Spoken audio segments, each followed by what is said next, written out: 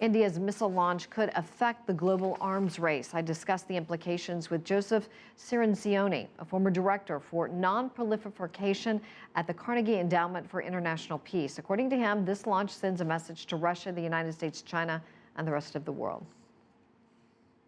Right now, only the United States, Russia, China, France, and Britain have these kinds of missiles.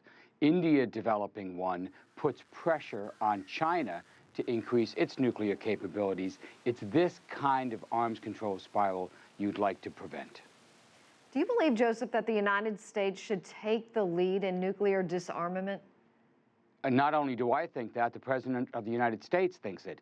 The first foreign policy speech he gave in his presidency was in Prague in 2009, and he pledged to have the United States lead the world in reducing and eventually eliminating nuclear weapons. The biggest failure of the President's administration, in my view, is that he has not done this. We are still stuck with the Cold War arsenal.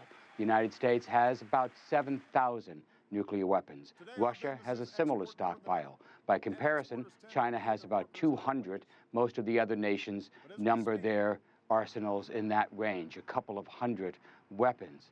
The President has failed to make good on his pledge to reduce the nuclear dangers. He's got 2 more years. I personally am pushing the administration to make one last go at it. So as you know, Joseph, right now the United States overhauling its own nuclear program, which some estimate could cost $1 trillion over the next 30 years. What kind of message does this send? Why is he speaking out of both sides of his mouth?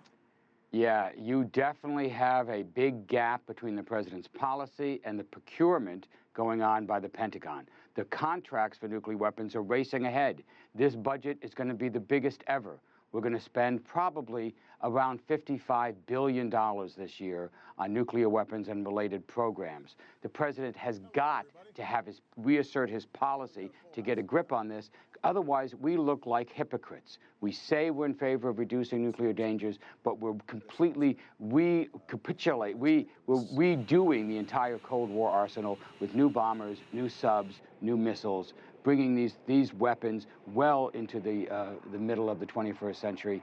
Joseph, what actually would be the catalyst to starting an international dialogue with real results in the fight against disarmament? In my view, the President of the United States could jumpstart these discussions by announcing that he is going to do what his Joint Chiefs of Staff say he can do, dramatically reduce the existing U.S. arsenal.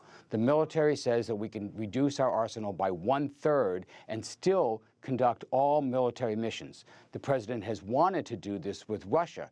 Russia reduces and we reduce. But Putin's not going to do that anytime soon. The President should take the lead, independently reduce the arsenal, set a standard for the world.